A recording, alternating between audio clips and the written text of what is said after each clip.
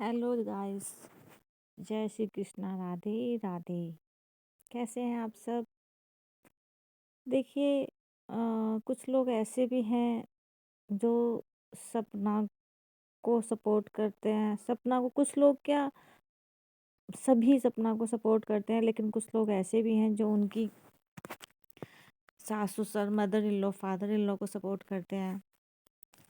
ठीक है, दोनों पक्षों को अपनी अपनी बात रखने का राइट है, और जिसको मन चाहे उसको सपोर्ट करो। चाहे सपना को सपोर्ट करो, चाहे आंटी अंकल को सपोर्ट करो, लेकिन किसी के कैरेक्टर पे उंगली उठाना मतलब सामने वाले को सुसाइड करने के लिए प्रेशर डालना जैसा होता है।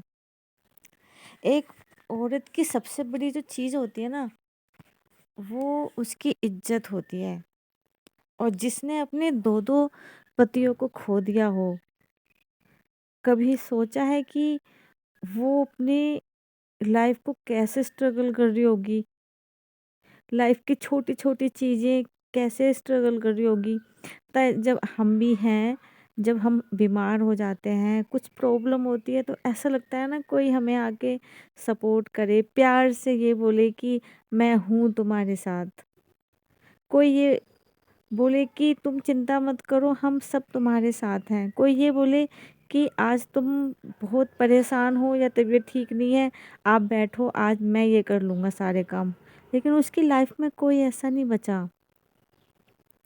मतलब 2-2 पतियों का लाइफ से चले जाना, वो भी इतनी कम एज में। आप सोच सकते हो कि कितना बड़ा दुःख है उसकी लाइफ में ये। ऊपर से आप उसको कैरेक्टर लेस बोल रहे हो, उसको मेंटली हरस कर रहे हो आप। आंटी अंकल का दुख अपनी जगह है, वो उन्होंने भी भाई दुख देखा है, उन्होंने भी अपने 2 बेटे खोए हैं, उनका दुख भी बहुत बड़ा दुख है, ऐसनीय दुख है उनका भी। लेकिन एक लड़की ने जिसने इतनी कम एज में इतना बड़ा दुख देख लिया हो, उसकी लाइफ में क्या ही बचा होगा अभी। मुझे नहीं लगता कि उसकी लाइफ में बस एक रिस्पॉन्सिबिलिटी के अलावा कुछ और बचा है। उसकी लाइफ में जो कुछ बचा है ना अब, वो बचा है उसकी रिस्पॉन्सिबिलिटी। बाकी की खुशी, हँसना, बोलना, रो बस कुछ नहीं बचा उसकी लाइफ में। लेकिन आप लोग उसे मेंटली हैरेसमेंट मत करो। आप किसी का भी पक्ष रखो, लेकिन रेस्पेक्टेड रखो। आप ये नहीं बोल सकते कि वो कैरेक्टरलेस है, वो खराब है, अंकल आंटी खराब है। जब हमने दोनों पक्षों को सुना ही नहीं है, तो हम जस्टिफाई करने का राइट भी नहीं है हमको फिर।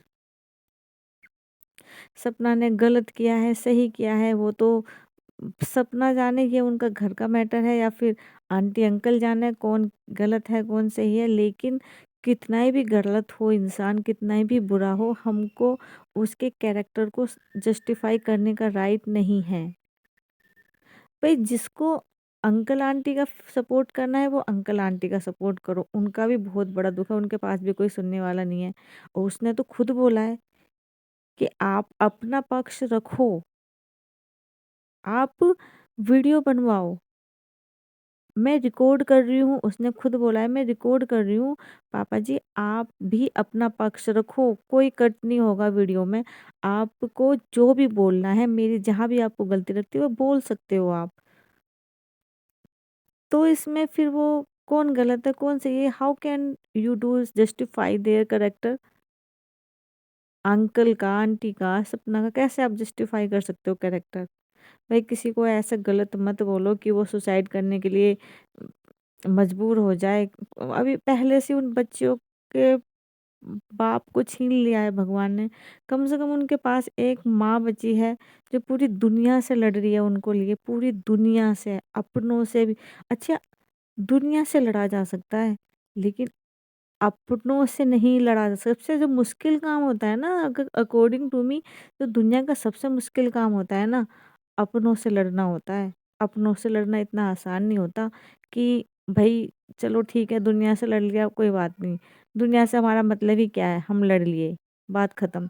लेकिन जो इंसान हमारे पूरी ज़िंदगी भर हमारे साथ है, जुड़ा हुआ है, जिस इंसान के साथ हमारा पूरी ज़िंदगी भर का रिश्ता है, उससे से लड़ना, उसी के खिलाफ जाना या उसी के अगेंस्ट जाना, दैट्स ए बिग चैलेंज।